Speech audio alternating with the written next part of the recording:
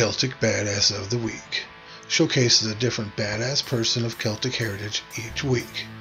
Those who exemplify the give no shit attitude and come out on top. They may come from our past or our present, but rest assured they come from all walks of life and legend. They are men, women, even old ladies and pirate queens. You don't have to be a muscled-up Celt in a fur kilt swinging a mighty sword. You can just be a 4'11" Welsh woman and suffragette who knows jujitsu. Most of these badasses are all too real. While some may be only legend, badass legends though. The only prerequisite for this title is Celtic blood and badassedness. This week's Celtic badass, Rick Rescorla. Now, that name may sound familiar, and by the end of this, you'll know why. Now, he is quoted, actually a soldier fighting with him is quoted as saying, "My God, it was like Little Bighorn. We were all cowering in the bottom of our foxholes, expecting to get overrun at any time. And Rescorla gave us courage to face the coming dawn. He looked me dead in the eye and said, 'When the sun comes up, we're going to kick some ass.'" Now, from both a military and a civilian capacity, it's hard to argue with the statement that Rick Rescorla is one of the greatest heroes in modern American history. It's pretty damn impressive, especially considering that he was Cornish. Cyril Richard Rescorla was born in Cornwall, on the southeast tip of England.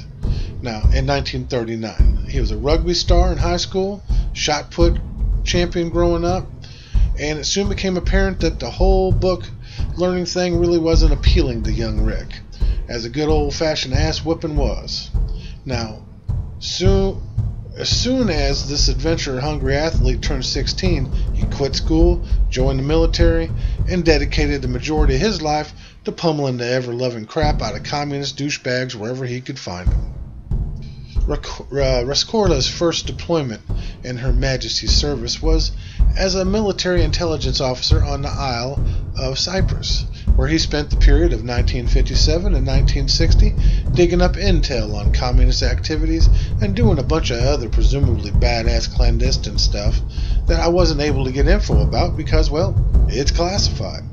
Now, after that ended, he transferred to British Rhodesia in 1960, where he spent the next 3 years running through the bush with an assault rifle, battling communists in Angola and in Zimbabwe, and as a member of the British South African Police.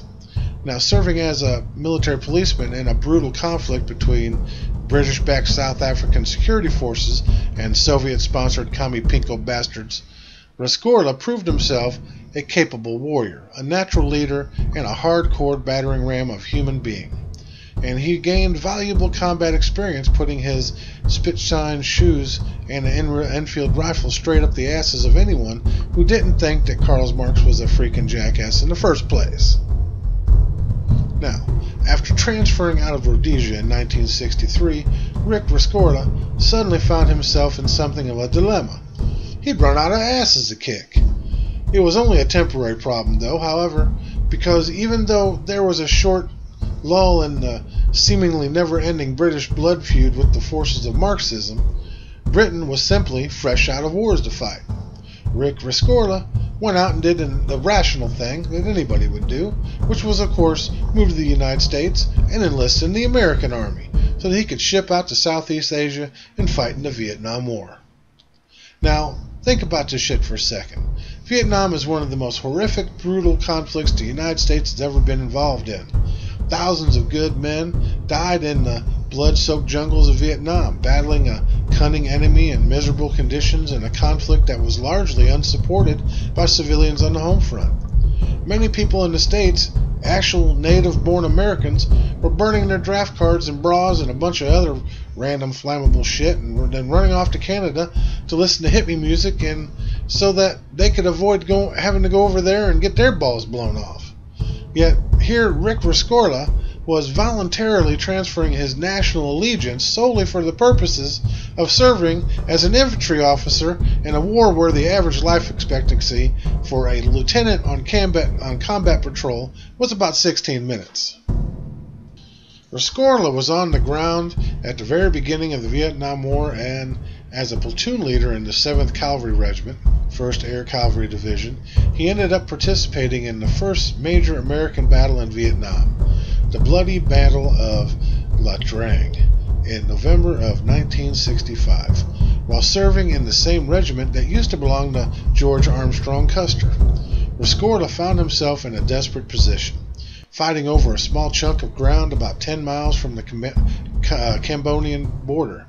The 2nd Battalion of the 7th Cavalry had been manning a defensive line when suddenly, in the middle of the night, they found themselves face to face with 3 full regiments of crack North Vietnamese Army soldiers.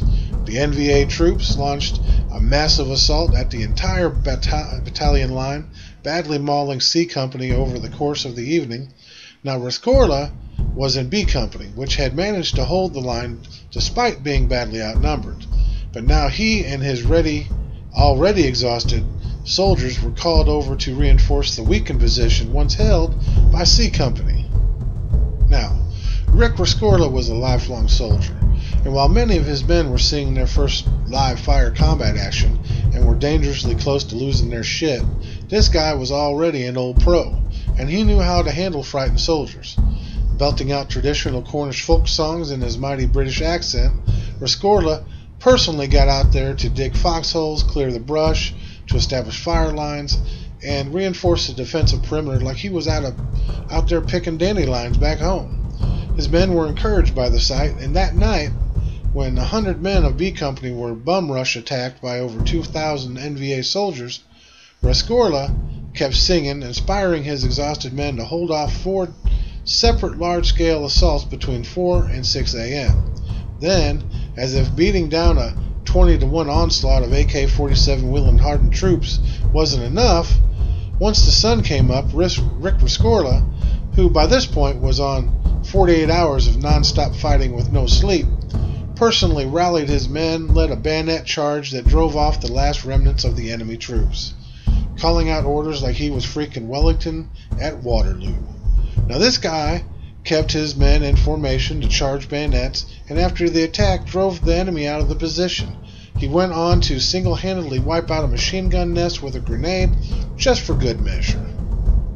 But staring down the 3 regiments with a single company and killing over 200 of the enemy while losing only 6 of your men,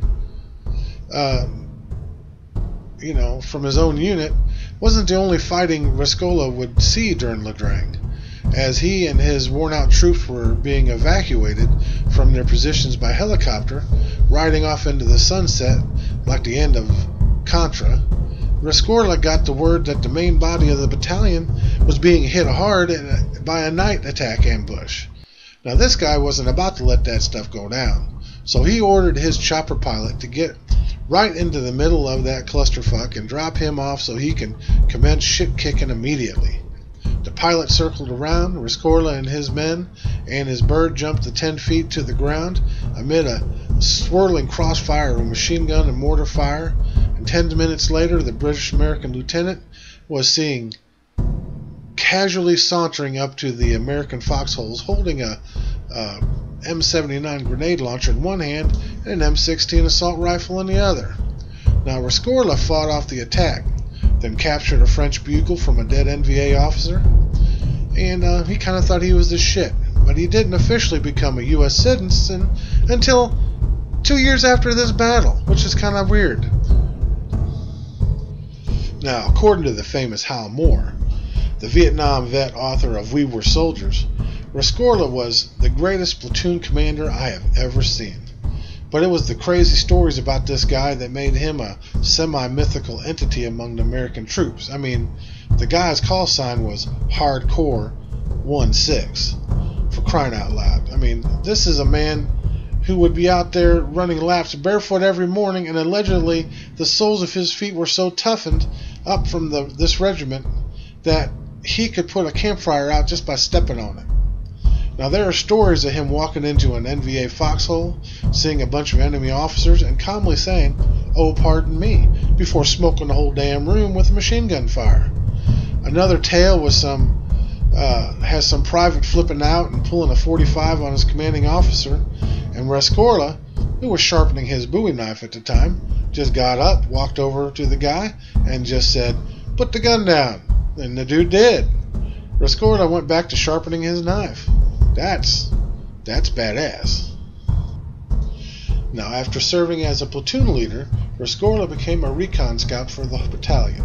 Basically, him and 3 other dudes would run around the wilderness, scouting ahead, looking for ambushes, minefields, and other horrible stuff. And then if they didn't accidentally fall into the trap, they'd come back and report it.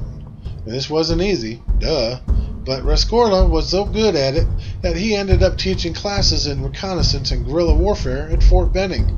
Also, he survived the war, of course, but which should also give you an indication of how hardcore this dude was.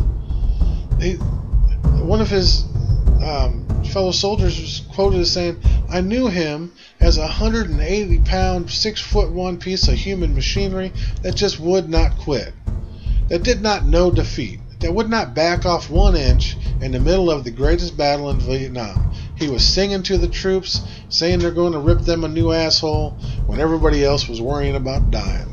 Damn.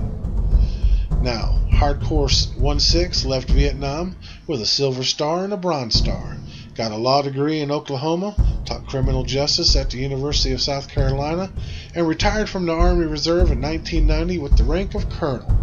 He later got a job as Director of Security for Morgan Stanley Dean Witter, where he was tasked with ensuring employee safety for one of the world's largest financial institutions. Rick Rescorla died over 19 years ago today. He was at his post on the 44th floor of the World Trade Center Tower, number 1, on September 11, 2001, when a psychotic Islamic terrorist madman flew a passenger jet into the building. Now, when the Port Authority came over the loudspeaker in the building and ordered everyone inside to stay put, Rescorla flipped his brain right back into commanding officer mode. It wasn't his first time dealing with a terrorist attack on his place of employment, because the night back in 1993, when a truck bomb went off in the basement of the tower, Rescorla had evacuated his offices, helped everyone out until the very last man left the building, and he wasn't taking any chances this time either. He grabbed a bullhorn and personally ran up and down the 22 floors that encompassed Morgan Stanley Dean Witter headquarters, quickly and calmly getting everyone out of their cubicles and down the stairs, rushing up and down the building despite the fact that he was 62 years old and dying from terminal bone marrow cancer. Now, Rescorla didn't even consider slowing down until all 2,700 of his co-workers were safely out of the burning building. When he saw how terrified the men and women he worked with were, he went back to his old standby of singing Cornish folk songs to try and cheer them up. He was last seen on the 10th floor of the World Trade Center, headed up. Of the 2,700 people that he had been charged with protecting, all but 6 survived the terrorist attack. Now, that's a total badass to the very, very end.